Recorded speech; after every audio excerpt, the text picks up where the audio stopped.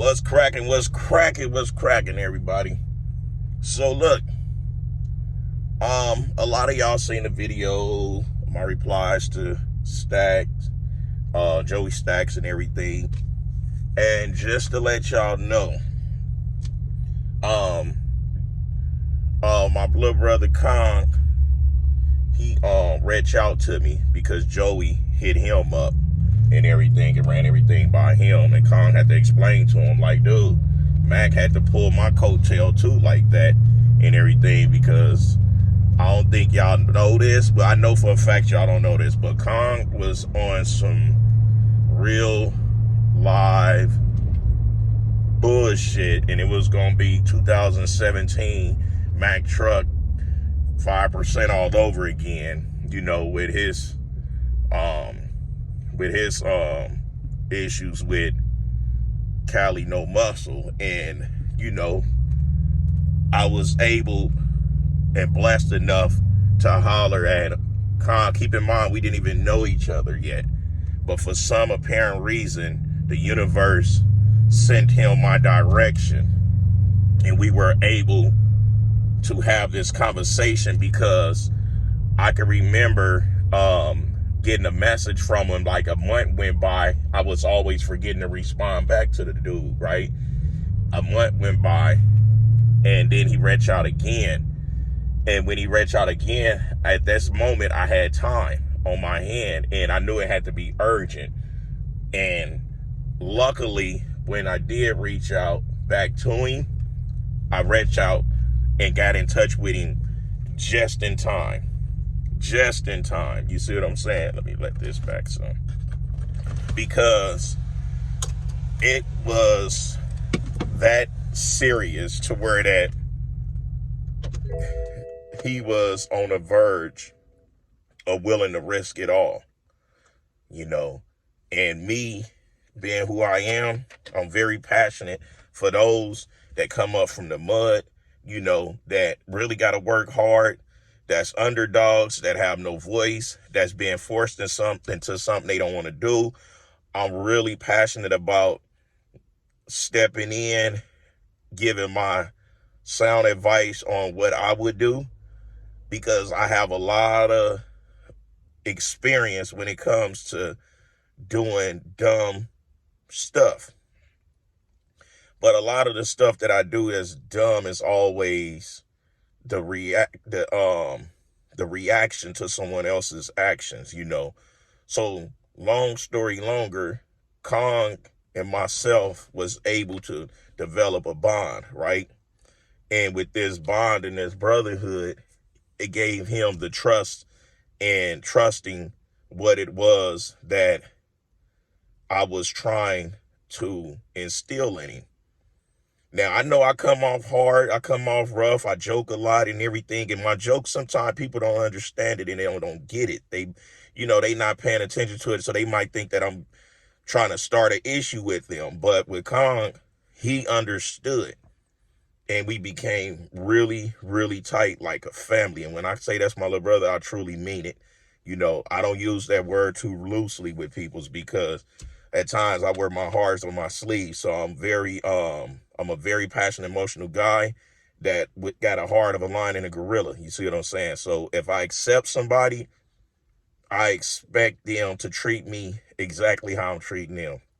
So when Joey reached out to Kong hit me, and well, he hit me on my big page, which I'm not really active on my big page on Instagram. I'm active on my smaller one. And when he hit me, immediately, before I even knew if him and Joey had a tight relationship or not, I say, that's your dude. Listen, I have no problem, no issues with him. He good.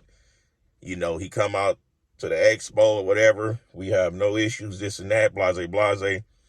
Because for some reason, Joey Stacks was under the impression that I was trying to press him to have a issue with him, right? So once me and Khan talked and everything, got everything discussed, thrown around, and you know, he let me know dude had a lot of respect for me.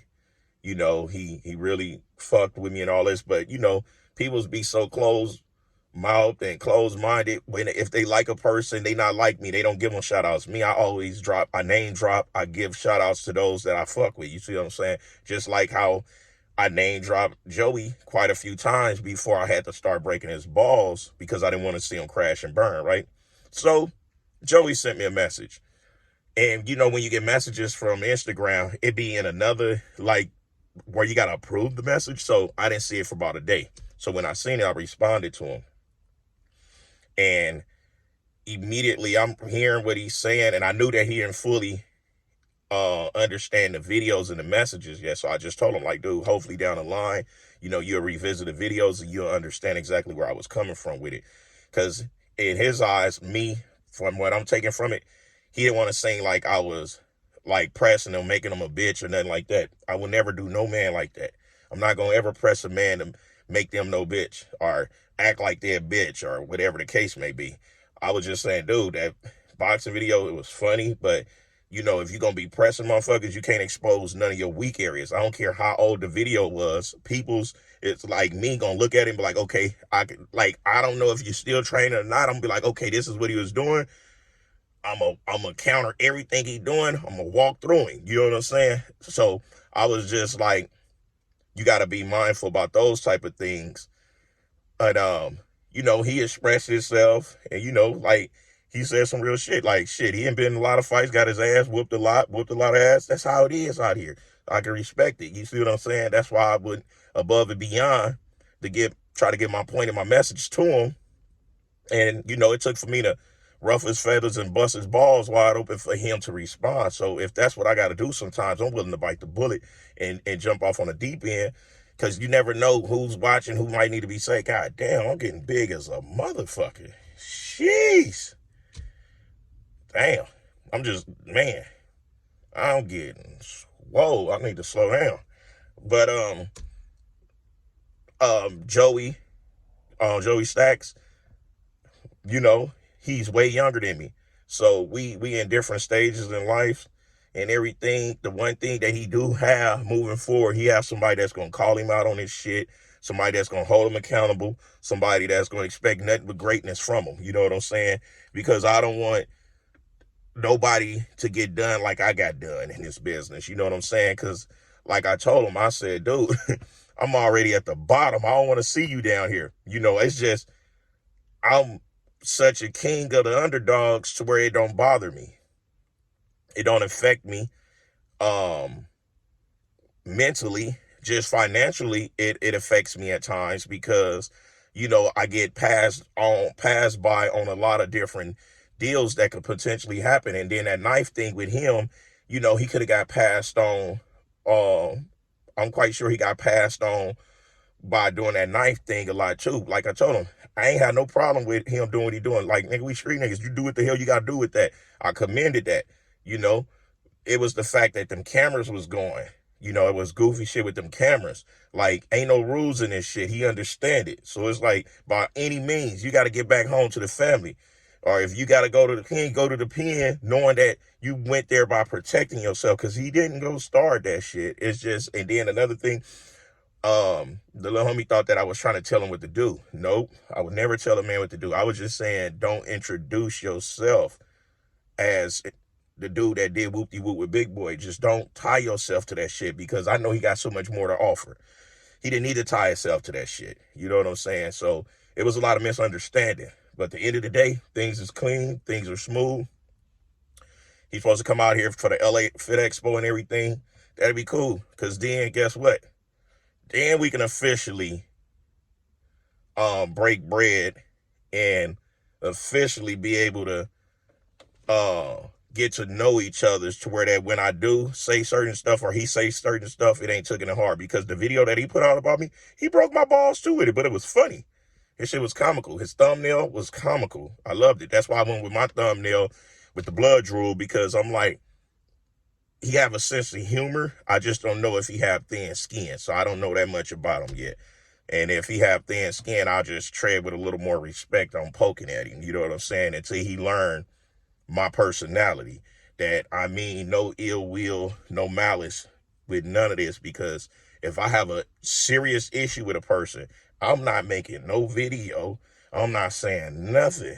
It's just when I see you, we own. You see what I'm saying? But that's the follow-up, guys. Me, Joey Stacks, and Midwest Kong, we had the conversations amongst three of us to get this stuff situated, because on my end, it was never no smoke. It was never no smoke.